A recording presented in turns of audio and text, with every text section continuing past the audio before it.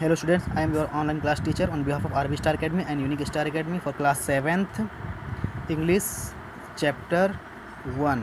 We have completed our theory part, that means हमने पूरा poem जो है कर लिया था. And now our next part is question answer. Let's see. First question. Who did the poet see in the field? यानी जो कवि है उसने किसको देखा खेत में. What was she doing? और वो क्या कर रही थी खेतों में. ठीक है, तो इसका आंसर हो जाएगा, देखिए लिखिए, the poet saw a young girl in the field. Full stop. लिखने के बाद देखिए, आप लोग को अगर डाउट आ रहा है तो आप पहले फुल स्टॉप कर लीजिए आंसर सुनने के बाद, फिर आगे चालू करिए video. The poet saw a young girl in the field. Full stop.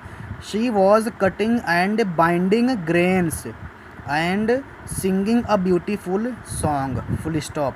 यहाँ तक अपना पहला question. Next. Name two things that the poet compare to the voice of the solitary reaper. क्या बोल रहा है, कोई दो चीज़ बताओ जिससे जो है तुलना किया है किसने, कवि ने, किसकी आवाज़ को, लड़की की आवाज़ को. सॉलिटरी जो अकेली लड़की, उसकी जो खेत में कटिंग कर रही थी. देखिए उसका आंसर क्या है. The poet compares the voice of the solitary reaper to a cuckoo and a nightingale. किससे कंपेयर किया है, कुकू एंड अ नाइटिंगल, यानी कोयल और बुलबुल से कंपेयर किया है उसकी आवाज़ को. Next, third question. What do you understand by the word hybrids. यानी इसमें क्या पूछा है, हाइब्रिड वर्ड जो दिया हुआ है इसमें आप उससे क्या समझते हैं. तो यहाँ पे देखिए ऊपर दिया हुआ है इसके मीनिंग में.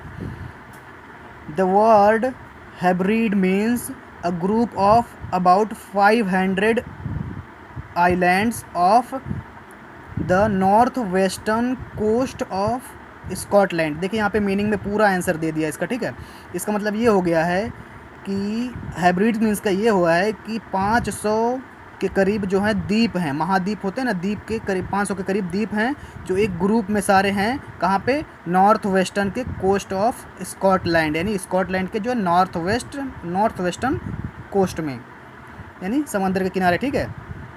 Fourth answer. Is the poet sure about the theme of her song, question mark. What does he guess. क्या बोल रहा है, क्या कवि जो है उसकी जो थीम थी, यानी टॉपिक जाता था सॉन्ग का पूरा, मतलब उसके बारे में ये कंफर्म है कि यही टॉपिक पे गाना गा रही है, या उसने कुछ अपना अंदाज़ा लगाया. तो उसका आंसर देखते हैं, फोर्थ वाला. No, the poet is not sure about the theme of her song. यानी वो श्योर नहीं था, यानी उसको पता नहीं था कि कौन से टॉपिक पे गाना गा रही है वो. Full stop. He guesses it to be a song on a sad topic.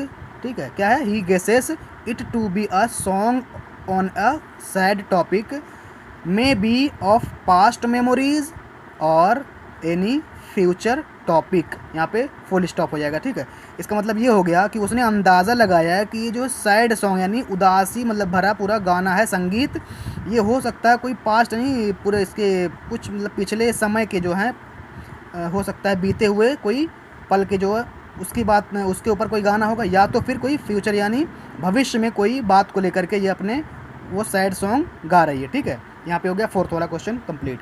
Fifth. Does the memory of song hunts the poet even after reaching home. क्या बोल रहा है कि ये जो मेमोरी यानी आवाज़ जो इसके दिमाग में उसका गाना जो है, यानी लड़की का, घर पहुंचने के बाद भी मतलब उसके दिलो दिमाग में है. तो इसका आंसर हो जाएगा फिफ्थ वाला, या yes the memory of the song hunts the poet even after reaching home. क्या मतलब होता है, या उसकी जो आवाज़ है, यानी उसके घर पहुंचने के बाद भी उसके दिमाग में जो है उसके सॉन्ग जो हैं बज रहे थे. ठीक है, ये उसी की बात कर रहे हैं. Yes the memory of the song hunts the poet even after reaching home, यानी घर पहुंचने के बाद भी उसके मतलब उसको हंट्स मतलब शिकार कर रहा था, यानी उसके दिमाग को जो है खींच रहा था अपनी तरफ, अट्रैक्ट कर रहा था उसका गाना. ठीक है, ये हो गया अपना फिफ्थ वाला आंसर. अभी देखते हैं बी वाला क्या दिया है. Say whether the following statement are true और फॉल्स. क्या बोल रहा है, ये गलत है या सही है, इसके बारे में बताइए. पहला, the poet was going up a hill near the field when he heard a song. क्या बोल रहा है कि क्या मतलब ये वाक्य सही है कि मतलब कवि जो है वो जा रहा था पहाड़ों के ऊपर, वहाँ पे एक खेत में एक लड़की को मतलब गाना गाते हुए सुना. ये ट्रू है, ये सही है. Next. Two young girls were reaping in the field. क्या बोल रहा है, दो लड़कियां जो हैं खेत में हैं, कटिंग कर रही थी फसल की. नहीं, गलत है, यहाँ पे एक ही लड़की थी, ये हो जाएगा फॉल्स. थर्ड वाला.